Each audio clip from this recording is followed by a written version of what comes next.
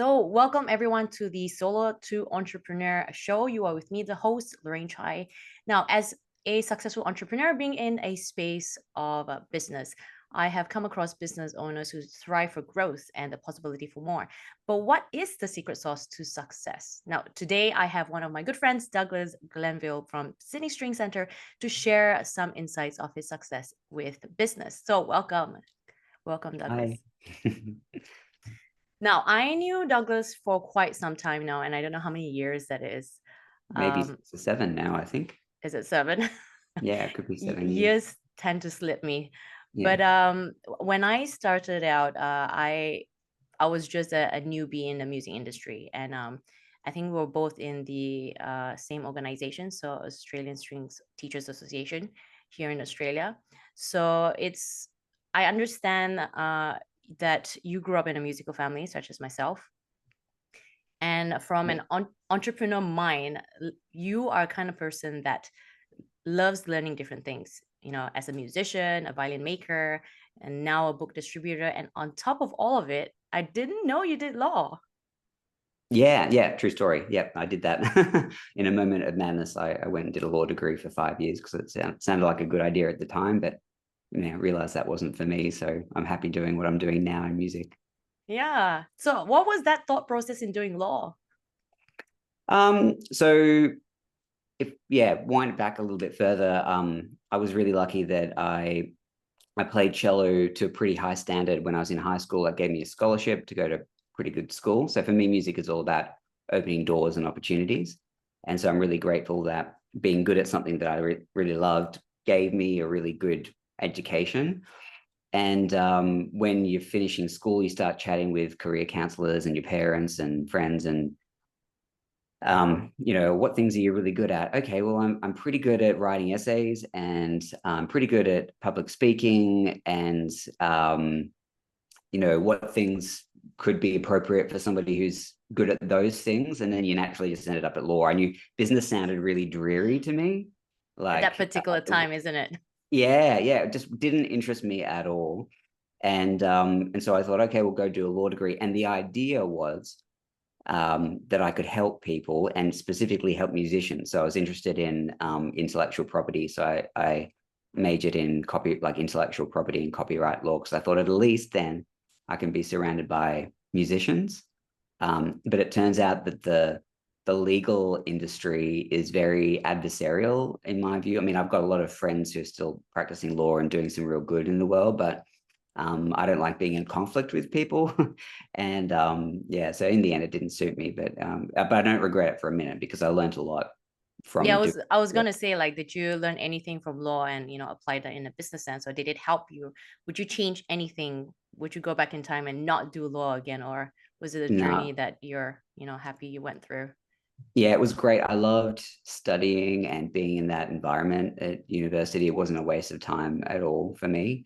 And it just gives you a certain way of thinking about things. There's like a legal way of thinking, which is often problem solving, I think. And so, yeah, I think actually it was a really good thing to do. And these days, actually, law is like a very general degree. Like a lot of people do law and then end up doing something completely different, trying to be helpful, use that law degree in whatever they're passionate about rather than being a lawyer. True, true. But I think that's all degrees, to be honest. Like, Yeah, would be graduating from the con, all of us wanted to be yeah, musicians. And then we ended up being, business owners, lawyers, doctors, and absolutely. that's just a piece of paper on the wall saying that we were musicians at one point Yeah, in yeah, time.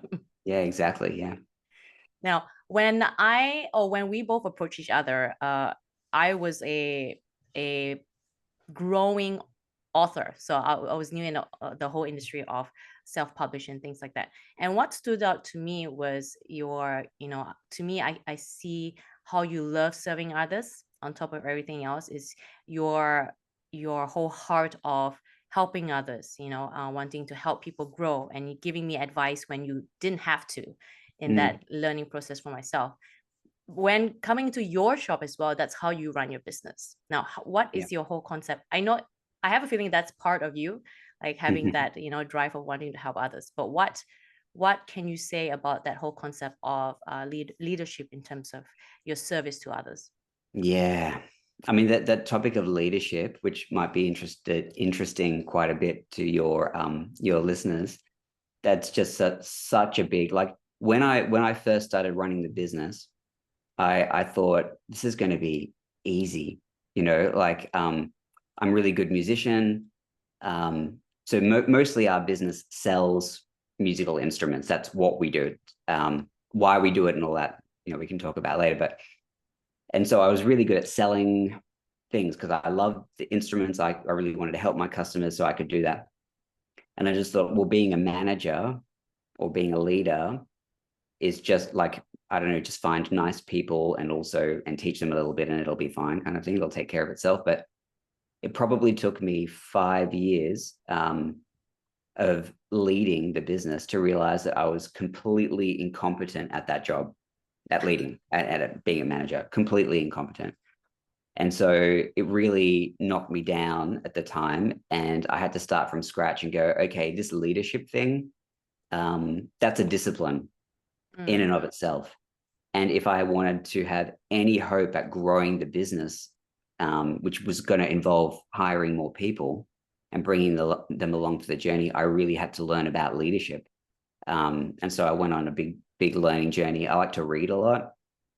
So read all these books on leadership, going to courses, started the MBA. I do all these different things to try and get better at that all the time. Listen to podcasts, whatever it is, because you've got to be inspired yourself. It can be quite lonely as a leader.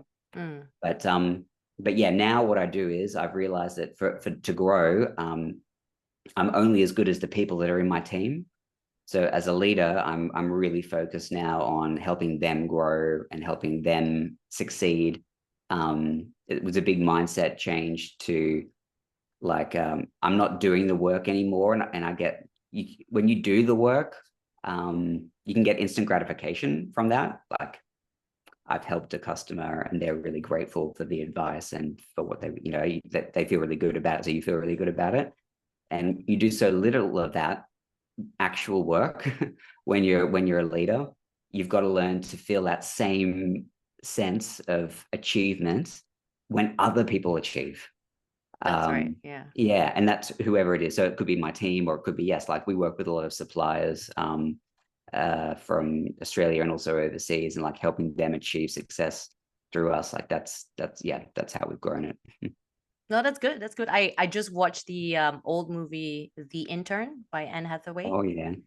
Yeah, and that concept of business in terms of her doing everything, being on the floor, being on the phone.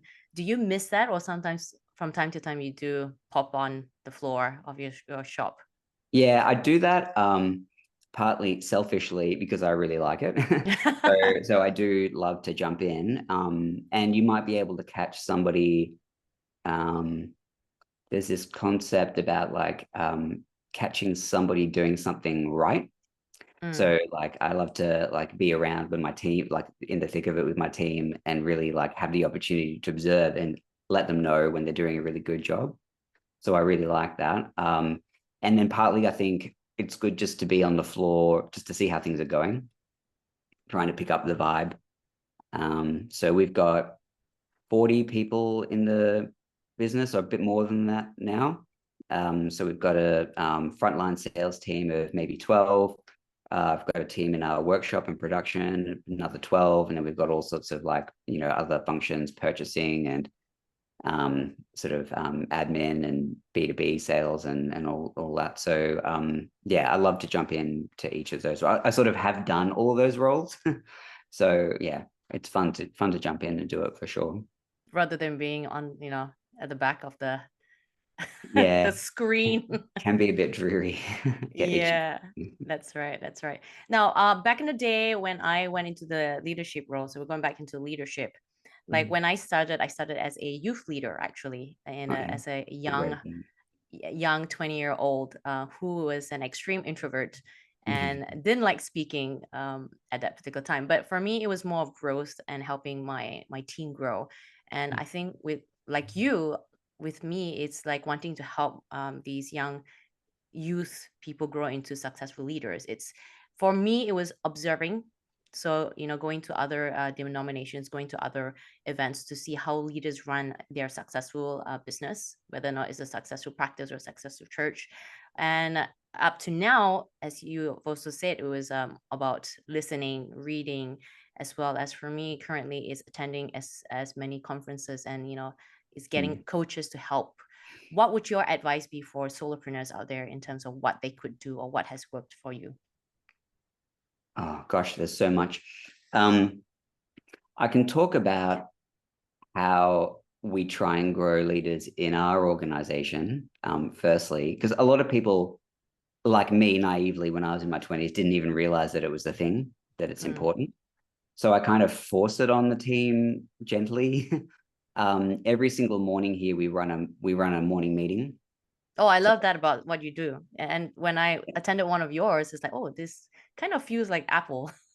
yeah. Well, actually, I was really inspired by the Apple approach to doing things, and I think they do that in the Apple stores as well. But we start with a whole company meeting more or less every day, and it allows us to make sure we're that like our values are aligned. We discuss problems and things. But one of the best things about it is we share the leadership. The meeting leader moves around every single day. And you're not excused from it. It doesn't matter who you are. So I rarely have to lead these meetings. I'm always participating in my role, but the leader, like yesterday, it was one of the youngest members of the team who's 18. So he had to stand up in front of 30 or 40 people and run through the meeting. And also every day they have the opportunity to talk about something that interests them. So this guy is really interested in physics, and he just gave a 10-minute talk about the physics about violins and like how sound is produced and why things are in a certain way. So what does that speak to? It's about like taking opportunities. It's really easy to do nothing, but it's very dangerous actually, because if you do nothing and you're just like in your zone the whole time, you need to be a little uncomfortable to know that you're growing. So I put these people in this position. Sometimes they thrive, sometimes it's really really terrible, but they all learn something from doing it. So as far as becoming a leader, like if you've got a really good concept and you're trying to grow a business around it, at some point you're going to have people working for you, and you really do need to work on what that means to be a leader. And I would say just get out there and like as you are doing, attending events, speaking, be uncomfortable. Absolutely. So I have a feeling that your vision aligns with me in terms of pushing your employees to grow more and to elevate further. So, I love how you switch the leadership roles within your company. Because I even though I do business coaching, I still do some conducting, and with my conductors, being a conductor, I do change leadership roles. So I change chairs. So Yeah. I'm like, okay, now you guys had the opportunity of being the leaders of Yeah. your section. Let's just change it around and see if you Yeah. guys have the opportunity of becoming leaders of your sections. So it gives that opportunity, not just one person being the chair or being the leader the whole year, but it gives them Yeah. that experience of having that leadership and being disciplined in doing the job that they have to do. Yeah. But also for the leaders to step back and have somebody else do that job, I think that's humbling as well, right? Like if you're used to being the front desk and you have to go at the back for a little while, you'll probably they may not realize at the time they'll learn something from that. Yeah, so that's good. That's good. So with those people out there, sometimes there's opportunities of growing by learning from somebody, and sometimes there's opportunity of growth by just giving it a shot. So I know of some people that do not like that leadership role, but it's good to give it a shot and see if that's actually something that may interest you. So it's great that business owners such as yourself give the opportunity to your employees to test it out and have that taste of probably doing something more and better. Absolutely. Yeah. We're going to go into the route where we've worked together. So for those of you that don't know, I think it was a couple of years ago, was it last year? We did this nonprofit project where Douglas supported my nonprofit project in Nepal in donating a whole bunch of instruments. And that whole service to others, like it's not just within paying customers, and it's not just within our community of employees and our connections with people, but it's serving the community wherever it may be. And I know that Douglas and his business is a true believer in serving the community on a large scale as well. So he helped with that project with me being in Nepal, and the kids love that. Now, tell me where that interest came from in terms of serving the community, giving back to the community. Oh, that's really good. I think that's just been ingrained in me from such a young age. Firstly, from my parents, and then just the type of education that I received. Serve it like you can get great gratification out of serving other people and helping other people, right? And particularly if you've come from privilege, if you are privileged, I think you've got more of a responsibility than anybody to make sure that you're using what you've been given to help others. So yeah, that was always like community service was always a big part of all of the schools that I went to. It was not even a question. That's not something that I've ever really questioned. And so when you It came to became me, natural for you, isn't it? yeah, it's like if I asked you what you did on the weekend, you'd probably tell me a lot of different things, but you probably wouldn't tell me breathing. Breathing wasn't Yeah. something, you know what I mean? You're just doing it, right? Yeah. So I think for me, and in part of this business as well, like service is a really big part. So wherever we can, we're trying to get involved. So the type of things, and yeah, doing that from the very beginning. So what do? We at a community level, we're trying to support local organizations. So we usually sponsor all of the community level orchestras around the place, because usually they're a bit cash strapped, and or they're looking for members, or it's like, what's their problem and how can we help? So I've been trying to connect different people. And then, yeah, we have over the years supported lots of organizations where you've got people like yourself who are donating their time to really enrich the lives of others. Like you're aligned with me. It's like music is one thing that we know it's good. Like it's good for the individual, it's good for a child, it's good for an adult, it's good for, well, it's good for, yeah. And whatever we can do to share that. It was sort of, I think it wasn't until I probably left school or toward the end of my schooling when I realized, so I probably like you, Lorraine, I had to play music every single day. So every day we got up in the morning, and then I had to practice Stuck my in a cello. room practicing from Yeah, morning, had to practice the sunrise to piano. dawn. Yeah, well, all those things. And now I'm doing it with my kids. That's a lot of fun. But it took me a while to realize, like, that's not normal.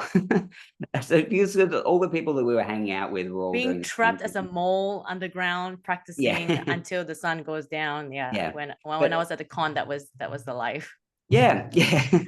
But God, it's good. Like it gave me so much. The benefits of learning music just go far beyond the ability to just play the instrument, right? Yeah, So but it's not just all about giving. It's like giving with a purpose, though. Like that's what I yes, see in you is quite similar to myself, where for me it's like sharing that whole experience of learning an instrument and being able to play together as a team. It's like team building as well. Is being yes, able to work with somebody else, and it's being able to learn the skills of teaching, being able to learn the skills of listening and working with the instrument and performing. Like there's a whole nother level, instead of just, okay, I'll just give whatever. There's a yes, lot that's right. of vision It's something behind we that. really care about. So like we've been talking a lot lately about what our vision will be for our organization of next, and we're workshopping this idea that we want to make music as celebrated as national sport, right? So, Mm-hmm. at the moment, like you can fill a stadium to watch you know, Socceroos or Matildas or an Australian rugby union, whatever, tennis, whatever it is, and the whole country is watching. Like that's what we want for music, because we see the benefits of music as far beyond just being able to play the instrument, right? So you can choose how you like. I know we could just donate to the Red Cross or something, but that it doesn't mean much to us. So we choose to try and find projects where we can make a meaningful difference. Absolutely. Yeah, Yeah. and So so when up to this day, like I still have kids from Nepal. Like they're like, oh, Miss, we know we just learned a new piece and this is amazing. It's creating that creativity as well. It's, giving that spark of the possibility of so much with music, right? yeah, Because we grew up with music and now we're, business owners and doing so much on top of music. So it's not just all about music, where people have to understand is there's a lot that we can learn in any industry, in any skill that we yeah, develop or learn. you could have, those guys in the kids in Nepal, you could have sparked something that changes the trajectory of their life and leads them to a more privileged life, and hopefully then they share that on. We did the same thing with a school in Afghanistan 10 years ago as well. We got like, that's the craziest place that we've ever had to send things to. It went through the borders. Yeah, got through the borders. Yeah, you had trouble in Nepal, but Yeah. this was a real nightmare. I mean, it was still before all of the recent stuff in Afghanistan, but we got, a double bass, Oh wow. 5 cellos, 5 violins and 2 violas or something like that. We got it all packaged up and somehow managed to get it to Afghanistan. Yeah, that was really crazy, and who knows where that is now, but like it made a difference to those guys at the time. A lot of girls as well, like prior to that and since then as well. Like it's been really hard to be a woman, and certainly a woman learning Western music is not something that's that they can do now, I think. But like at that time, it made a big difference. But we do that as well. We've got partnerships with people like in the Northern Territory and even in parts of Sydney that socially disadvantaged schools and communities and things. Like where we can, we make a difference, because to be honest, most of our customers are really in a really good position, like as we are. So yeah, I just feel that sense of responsibility and how we choose, like how we make a difference. We're doing it through music. So pick something that's passionate to you. There's no point, like, yeah, I mean, you'd be better off having that from the beginning. Try and work out what your noble purpose is in the business that you're trying to set up, and go, well, how can we make a tangible difference on the world? Absolutely. So it could be a service, it could be a product. If we don't Yeah. have products, we can always serve by actually contributing our time into giving back to the community, really. Yeah. All right. So now, as business owners, as solopreneurs, the thought process of, okay, we have to start a business from scratch as a startup company, but for yourself was inheriting the business from your parents. And some people are like, okay, it's buying a business from somebody else. How was that journey of you taking over from your parents? So let me backtrack. So in the beginning, your parents started in a house, right? As we all would. Yeah, we started in our garage. Yeah, that's right. I remember we you saying. converted the garage, and it was a little workshop. Yeah. Yeah, and then it's just growing from that. Who made that growth, and how was that transition of you taking over as the director? Right. So the first 10 years were all my parents.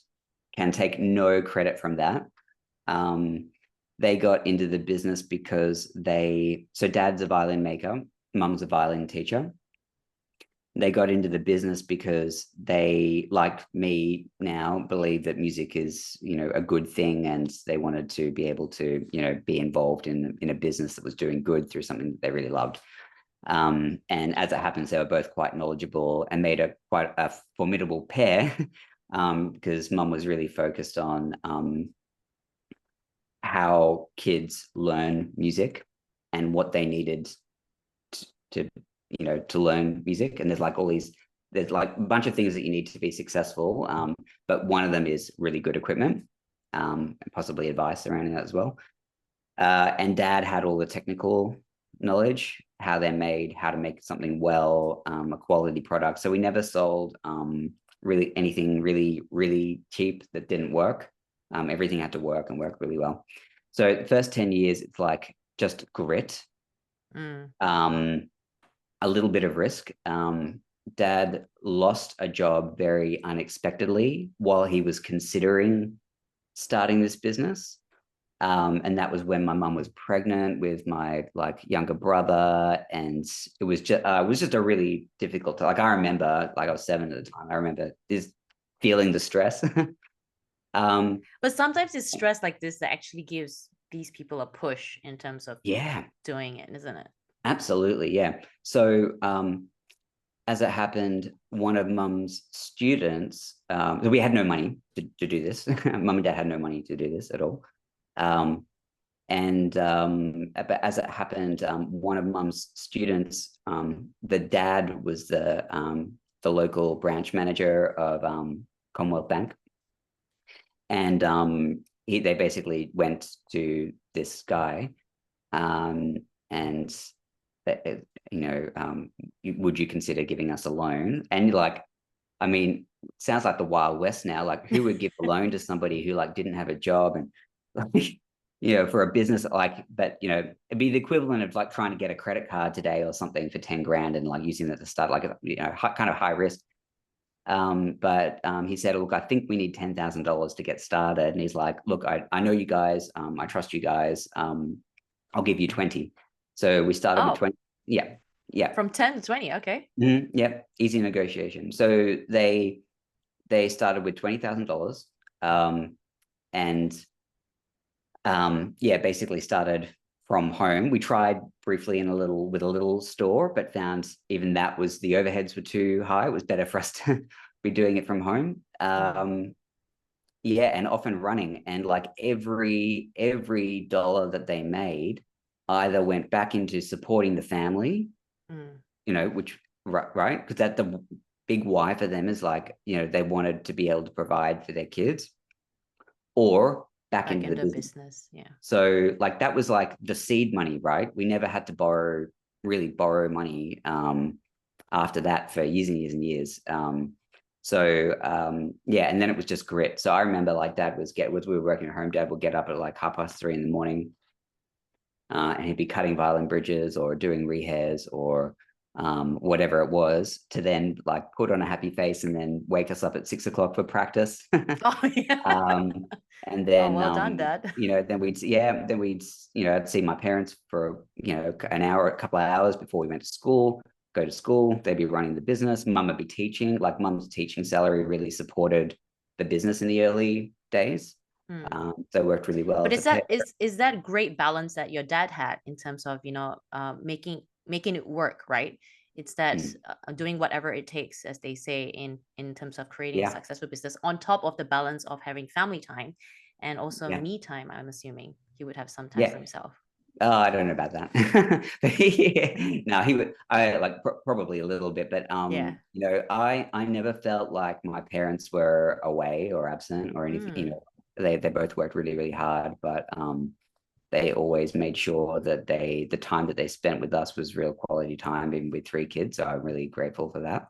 So how did you come into the picture in terms of taking over? Yeah. So was it like, oh, I have to do this because I'm the oldest child and I have to do this? No, I don't think so. I mean, so mum and dad, having both done music degrees, were really keen for me to do something else. So that was another reason why I did the law degree. It was like, that was a safe thing to do as well, right, rather than studying music. And the idea was like, oh, if I wanted to, then I can study music later once I've got this degree. Toward that whole time I was working in the shop. So I would work on Saturdays and like in between classes at uni, like I would pop back and I would help out. And I really loved it. Like I loved that more than being at uni for sure. And I just enjoyed being part of that and having a responsibility and, and learning about violins. It's a really interesting history about the products that we sell that dates back hundreds of years. So that side of things fascinated me. I loved working with my hands. So I did that for the 5 or 6 years that I was at uni. And then toward the end of that was starting to have some conversations with mum and dad, like, I'm not sure that I really want to be a lawyer.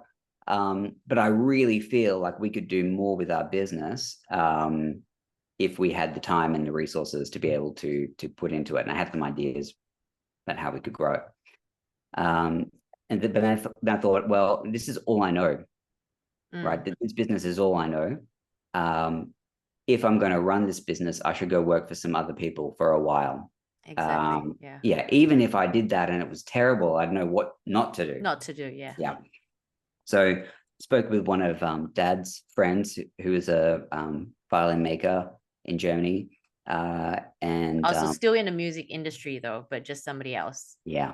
Right. I didn't want to work in anything else other than music,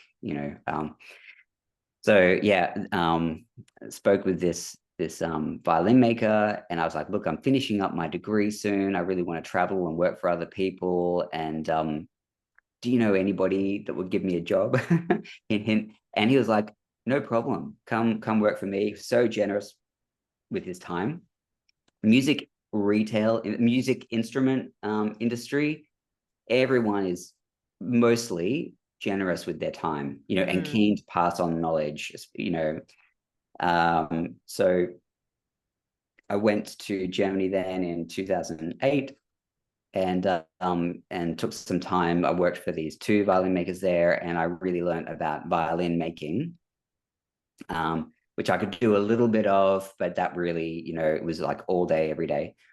And but what I really got out of that was how our industry works, right? It's fascinating, actually. Like the finished product. So we have a violin on the shelf here, and it's the pegs have come from somewhere. The fingerboard's been grown for 100 years on a tree in Africa, and then shipped to Europe, and then cut into pieces and stored for years. The and process is like so huge comparatively to what we know of. Yeah, you don't think about it, but this is like capitalism, right? So like everyone has something that they can do and that they can offer to the process that ends up, becoming a product at the end of it. So those of you that are not musicians, we were talking about parts of the instruments. Yeah, sorry. Yeah, parts of the violin. But in this little town where I was, it had this ecosystem where people would so there were families that for years had just been making violin pegs, violin Wow. bridges, violin fingerboards. There are guys that had the tools to just make the ribs. There are guys that go into the forest and cut down trees and bring them back and cut them up and store them for 5 years or 10 years or 20 years. And all of this is all working together. I'm like, this is fascinating. It's really interesting how it all works. So I came away, and that's just making new stuff, not let alone the old stuff. So I came away from that time with this curiosity about, how I could take all these things that I've learned from this period and apply it to our own business. And by that stage, mum and dad, like their health wasn't that great that year. I came back and I just had no choice. I was really like forced into it, and had to start running the business. And at that stage, we had 2 employees, and we had to do everything. So like between just a couple of us, I had to learn about taxes and payroll. Yes. And all of the really boring, dreary things that we never think about as solopreneurs. Yeah, you get started and you're like, oh man, all I want to do is what I'm really passionate about, but I've got all this other stuff. And I really like to learn how things work before I delegate. That's exactly. It's a good and a bad thing, maybe. I'm letting go of things more as the business gets bigger. But at the time, I took myself off to do a payroll course, and I took myself off to do a finance course, and then I was learning about. I built our first 3 websites. I built the first websites that we had actually back in 2002. Just using HTML and stuff. I was just fascinated by how it all worked. And so but your fascination of things, I have to learn to let go, because I'm like, oh, I can do everything and I love it. But the thing is, you need to know where your effort is best placed, in order to generate money too. That's it. So now I've learned the skill that I'm working on is not how, but who. So Mm. who can I get to do this that's going to do a much better job than I ever could, even though I really enjoy doing some things.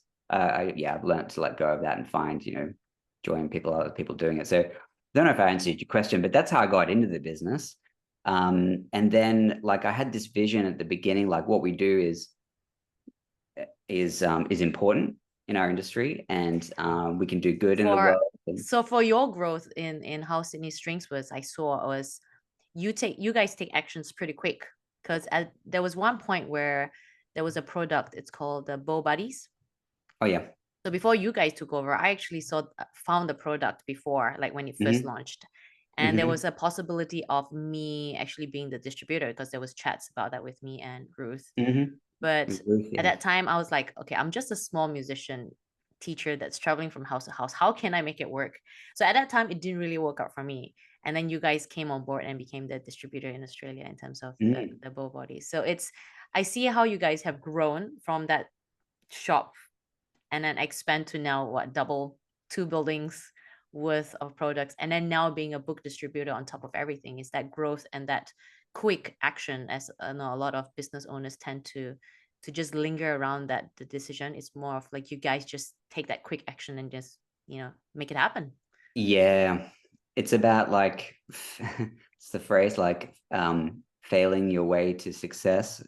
Like because we've definitely made a lot of like I remember a couple of times I've made some really bad decisions which really cost something. Um, and like or it felt like a lot of money at the time. Like But how you know, many bad decisions can you make in order to make great decisions, yeah. So like, but yeah, so every time I've done that, we've really learned about it. We have a lot of learning moments in our business now as well. Like, if somebody's made a mistake, we try not to blame the person. We really look Mm. at the system. Like, there's probably a systemic failure as to why something bad has happened. We take that time to really reflect on that and learn from that. And I've had employees that have made bad decisions with the consequence of like tens of thousands of dollars sometimes actually. And you can either like get angry at them and Yeah, but fire them, it's like, whatever. But how do you prevent this from happening, right? It's yeah, that skill of how you can prevent it from happening and how you can do it differently. yep. To me, yeah, if they've made that mistake and they've learned something from it, then that's gold for me because they're not going to make that mistake again. We've learned Mm. something, we'll do it much better next time. So yeah. Mm. We could go on and on, isn't it? It's like really fascinating, isn't it? Right. If anyone is interested, I'll put down on the description in terms of where you can check out what Doug does with the business.